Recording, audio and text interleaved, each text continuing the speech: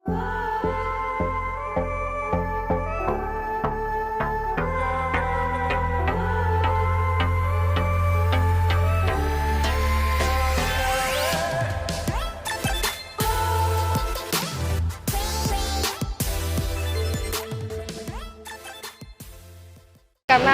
kalau kita terbiasa kan, terbiasa kemana-mana bareng, apa-apa di support, sharing bareng gitu kan, terus kita harus nerima bahwa kita harus ngurus hidup kita sendiri. Itu memang sesuatu yang memang nggak mudah.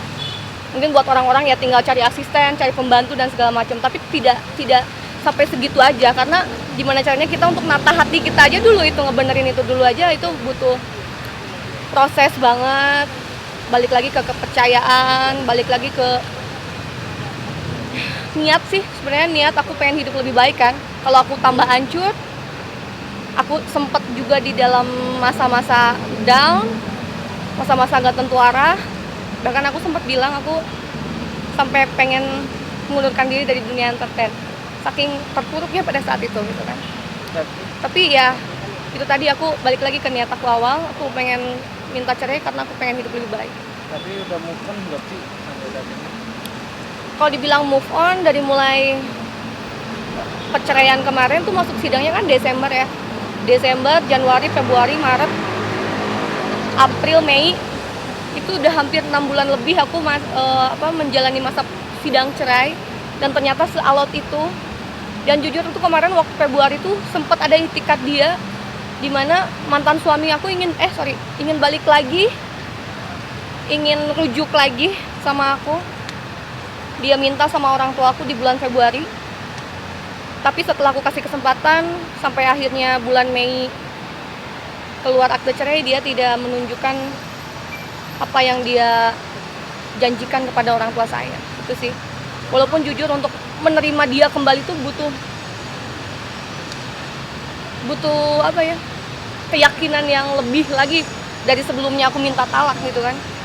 Tapi orang tuaku, teman-teman aku kayak bilang, ayolah Net, balik lagi aja sama dia, atau kamu juga sama yang lain belum tentu dapat kebahagiaan yang lebih, terus kamu juga pengen punya anak kan cepet-cepet. Nah itu sih atas dasar itu aja sih aku berpikir bahwa oh iya ya, aku kan orangnya nggak suka ribet ya, udahlah mungkin dia akan berubah gitu. Masih ada setitik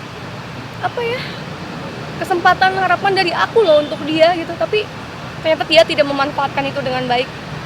Dan jujur akhirnya aku kecewa lagi, dan akhirnya aku mundur. Dan sekarang aku udah nerima akte cerai itu kayak bener-bener ini adalah jalan terbaik yang Allah suguhkan buat aku.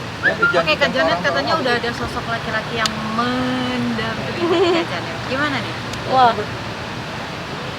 jadi dari mulai Januari, Februari, Maret, April, dari 3 bulan aku terpuruk, aku sampai pengen out dari dunia entertain, saking segitu aku hopelessnya. Tiba-tiba tiap malam ketika berdoa sama Allah, yang terbesit muka orang tuaku, muka mereka yang udah tua gitu, kayak aku nih tumpuan mereka, aku nih harapan mereka gitu.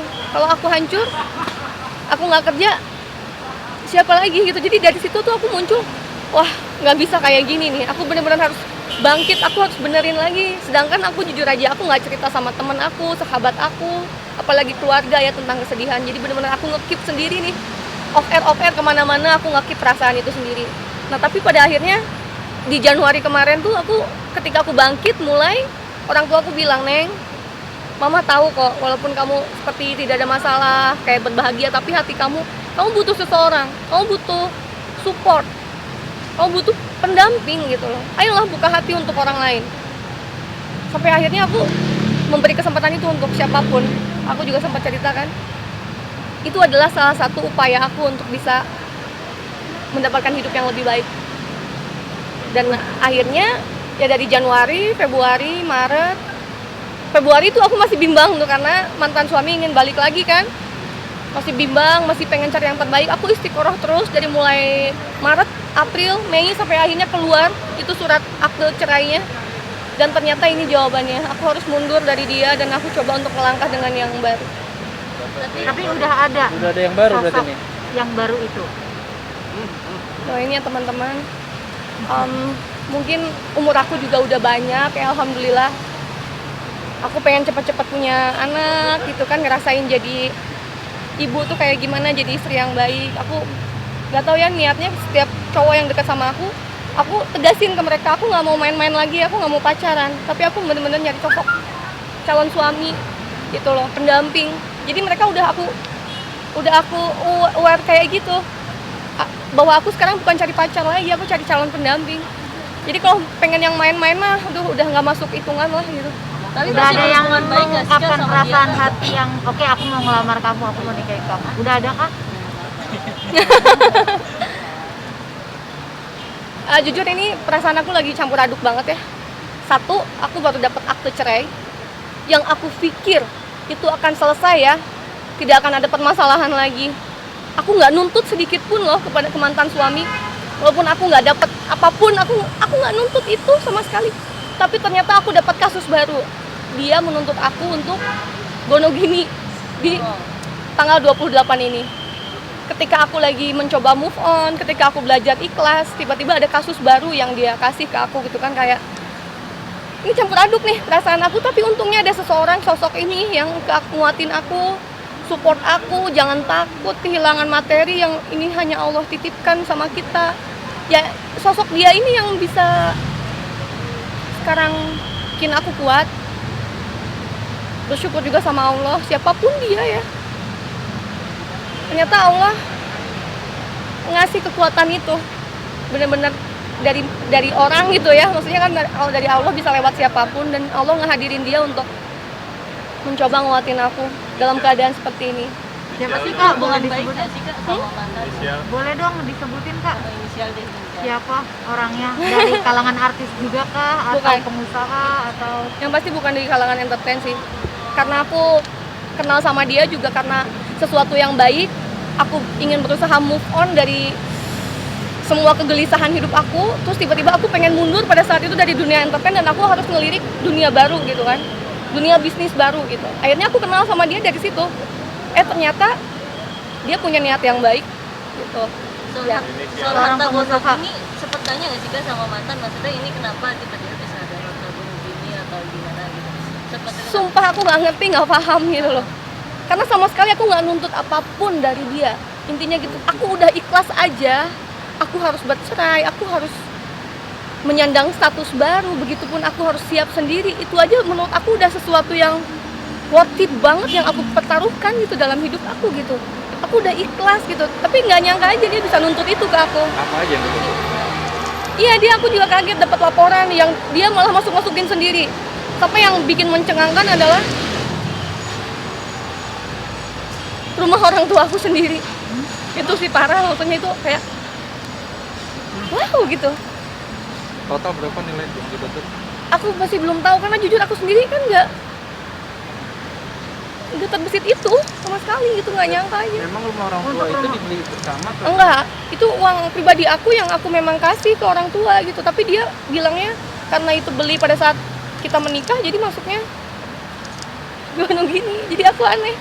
Ya maksudnya ternyata gini gitu ya di Indonesia, dan aku juga kan baru bercerai juga. Amit-amit aku cukup terakhir inilah, mudah-mudahan doain ya pemirsa.